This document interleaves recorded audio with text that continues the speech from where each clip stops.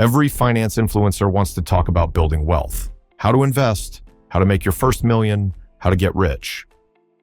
But nobody talks about what to do when money is always tight. Not, I can't afford the luxury vacation tight. I'm talking about, I'm stressed about every expense, and one unexpected bill could ruin me tight. The kind of financial stress where you're checking your bank balance multiple times a day, hoping that car repair doesn't cost more than you have, and you're constantly choosing between things you need. If that's you right now, this video is for you. Because I've been there, and I'm going to share what actually worked to go from always worrying about money to finally feeling stable. Today, I'm breaking down 6 strategies that helped me stop living paycheck to paycheck and start building some breathing room. Not get rich quick schemes, real moves that create actual financial stability. Because here's the truth, most people aren't trying to get rich. They just want to stop being stressed about money all the time. Strategy 1, know exactly where your money goes. When money is tight, every dollar matters. But most people have no clue where their money actually goes. I used to think I was being careful with money, but when I finally tracked everything for a month, I was shocked. Small purchases were bleeding me dry. $8 here for lunch, $15 there for convenience store stuff, $25 for something I needed from Target. None of it felt like much, but it added up to hundreds of dollars I couldn't account for. Here's what you need to do. Track every single expense for 30 days. Use an app, write it down, whatever works, but capture everything. You'll find money you didn't know you were wasting. For me, it was eating out when I was too tired to cook and buying stuff at convenience stores instead of planning ahead. The goal isn't to judge yourself, it's to see reality clearly. Once you know where the money goes, you can make intentional decisions about what to cut. Strategy 2, build a tiny emergency buffer.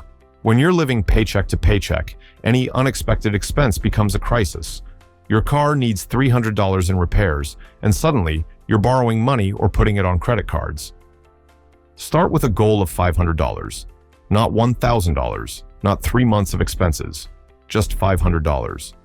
I know that sounds impossible when money is already tight, but here's how you do it. Save the money you find from tracking your expenses. If you discover you're spending $50 a month on random convenience store purchases, redirect that $50 to savings instead. This tiny buffer changes everything. When my car needed new brakes, having $400 in savings meant I could handle it without going into debt. That feeling of not panicking over an unexpected expense is worth more than anything you could buy with that money. Start small, but start. Even $20 a month gets you to $240 in a year, which is enough to handle most minor emergencies.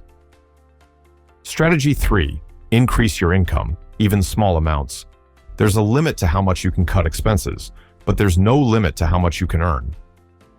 When I was struggling, I focused way too much on cutting costs and not enough on earning more. Look for small ways to bring in extra money. Freelance your skills, design, writing, tutoring, whatever you know. Sell stuff you don't use. That exercise equipment collecting dust has value. Pick up a weekend side job, delivery driving, retail, anything that pays weekly. When I was between architecture projects, I started doing freelance design work on weekends. It wasn't much, maybe $200 to $400 extra per month, but that money made a huge difference. Even an extra $100 a month is $1,200 a year. That's real money when you're living tight. The key is finding something that pays quickly. Don't spend months building a business while you're struggling to pay bills. Find work that puts cash in your pocket within days. Strategy 4, stop using credit cards for survival. This one is hard because when money is tight, credit cards feel like the solution. But using credit to cover basic expenses is like drinking seawater when you're thirsty. It makes the problem worse. Credit card minimum payments eat up money you need for actual expenses. And the interest charges mean you're paying even more for things you already consumed. If you're currently using credit cards to survive, you need to break that cycle immediately. This might mean taking that side job I mentioned earlier. It might mean asking family for help. It might mean making some really uncomfortable cuts to your lifestyle, but continuing to put groceries and gas on credit cards will eventually bury you. The goal is to live on what you actually earn, not what you can borrow. Strategy 5, optimize your fixed expenses. When money is tight, People focus on cutting $5 coffee purchases while ignoring the $200 cable bill. Your biggest opportunity is in your fixed monthly expenses. Go through every recurring payment and ask, do I actually need this, or can I get it cheaper? Cancel subscriptions you don't use. Call your phone company and ask about cheaper plans. Shop around for car insurance. When I was struggling, I called my internet provider and got my bill reduced by $30 a month just by asking if they had any promotions. I switched to a cheaper phone plan and saved another $25 monthly. That's $55 a month or $660 a year just from 2 phone calls. Look at your biggest expenses first. Housing, can you get a roommate?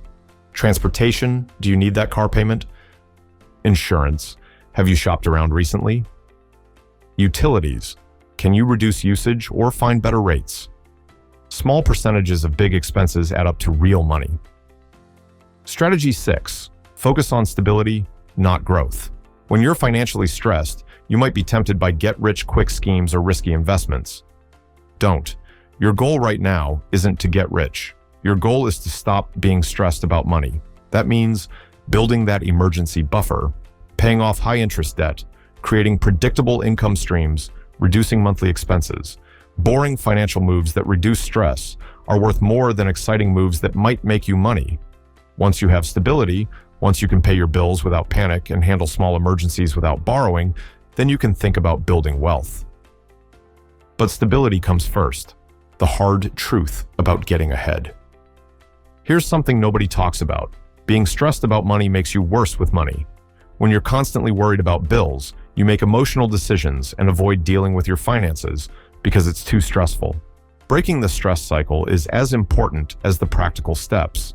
This is why that tiny emergency buffer matters so much. When I finally had $500 saved, I slept better and stopped checking my bank balance every day. Look, some of you won't do this. You'll watch this video, think, that makes sense, and then change nothing. You'll keep living paycheck to paycheck and wondering why you never get ahead. Here's the reality. Nobody is coming to save you. Your employer isn't going to randomly double your salary. The government isn't going to solve your money problems. Your financial situation won't improve on its own. You have to make it improve. Going from financially stressed to financially stable isn't glamorous. It takes time, discipline, and some uncomfortable changes. But the alternative is staying where you are, constantly worried about money and one emergency away from crisis. I know because I lived it. The constant stress, the sleepless nights, the anxiety every time an unexpected bill showed up. Getting to financial stability was one of the best things I ever did for my mental health. Not because I got rich, but because I stopped being broke. Start today. Pick one action from this list and do it right now. Small actions compound over time. A year from now, you can either be in the same financial stress you're in today, or you can be building towards stability. Your future self will thank you for taking that first step. If this video gave you a realistic roadmap instead of another get-rich fantasy, hit that like button and subscribe for more honest advice about building real financial stability. Remember, you don't need to be rich to stop being stressed about money. You just need to be stable. I'll see you in the next one.